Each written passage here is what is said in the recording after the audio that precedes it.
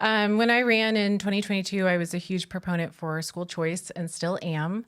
I believe 34 states now in the nation are have some school choice or some formula of school choice. Oregon has none.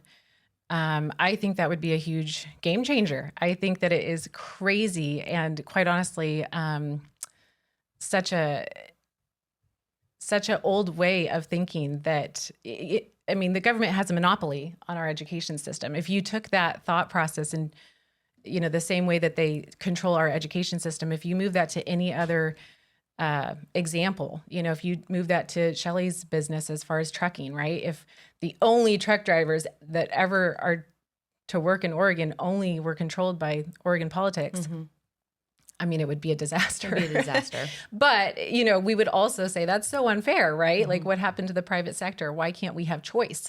Why can't we make those decisions when it's our taxpayer dollars? And that's something I hear so often in my district and is so disheartening because individuals are making other choices. There's a massive amount of students that are fleeing our public education system for good reason.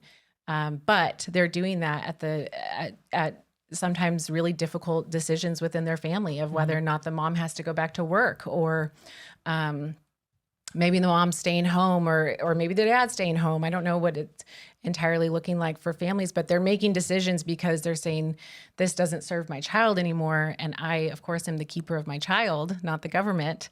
And I have to make the right decision for them. And it's sad to hear and see.